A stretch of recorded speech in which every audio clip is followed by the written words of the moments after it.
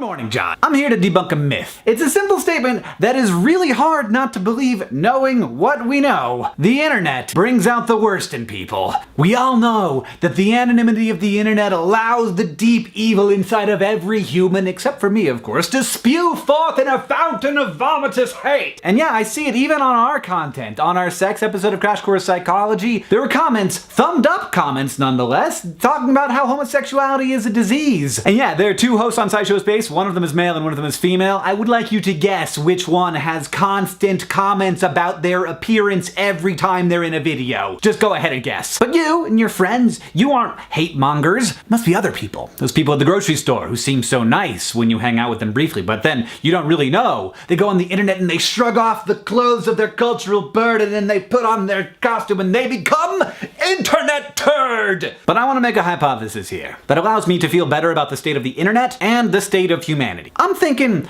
anonymity doesn't bring out the worst in people. It just brings out the worst people. Imagine, if you will, a D-bag. This person goes on the internet and he says nasty things to people. He's racist and he's sexist. He doesn't have a lot of friends because he doesn't like people, and people also don't like him. In the physical world, this human is entirely invisible. We have no idea they exist. But on the internet, he not only gets to express his views to lots of people, those people then engage with him. It's a kind of exercising of power. He gets to get a rise out of people. It's thrilling. It's not scary like doing it in real life would be. It's a rush. This person isn't like a sweetheart all day long and then goes home and becomes a D-bag.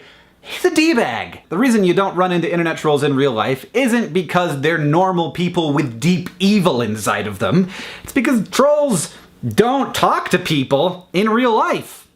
Because nobody likes them. All of this, by the way, this entire episode is conjecture. I've got no research to back this up, but it would be fairly easy research to do because I think internet trolls would be super excited about filling out surveys that graduate students in psychology gave them because they probably love to talk about themselves, because they're probably narcissists. And honestly, I think understanding this and understanding those people is really important because I think the narrative of the hateful internet negatively affects the culture of the internet. People hear and believe that comments are a nasty place. They are certainly a much more nasty place than we tend to interact with in the real world. The result is that fewer and fewer normal, not trolly people interact in those spaces, and they get worse and worse. While at the same time we prove over and over again that the internet can actually be a place where lots of really cool and great things happen. But if we all think that the internet is less great than it is, it will become less great because we think that. And my even greater worry is that people will look at the comments of a YouTube video and say, look,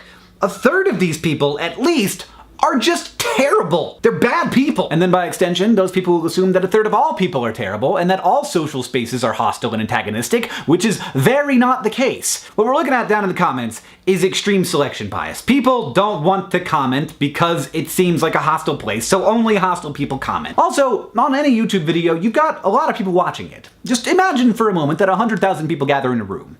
It's a stadium, a very large stadium. Now, what are the odds that there aren't gonna be some bad people in that room? Zero. They're gonna be bad people in that room. So it shouldn't be too much of a surprise that when 100,000 people watch a video, some of them are gonna be racist troll turds, and they're gonna leave mean, nasty comments. Now, a big problem here is that YouTube has lately been promoting discussion rather than how many people thumb up a comment. So a comment will end up way at the top of the video because lots of people are discussing that comment. That isn't usually because there's a good discussion happening there. It's usually because that first comment was extremely inflammatory and wrong, and people are arguing about it. And the trolls are loving it. That's an algorithmic problem. That's an algorithmic problem. I don't know if they know about it, but it seems pretty obvious. It's totally feeding the trolls. Like, the whole point of a troll is to try and get discussion because they want to get a rise out of people, they want that rush, and they want some human interaction, which they don't get in their daily lives because mostly people don't like them. As a person who has met a number of people, most of them, like 90% of them, are good.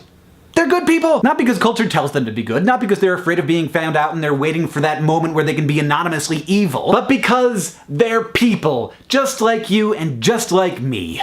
John, I'll see you on Tuesday.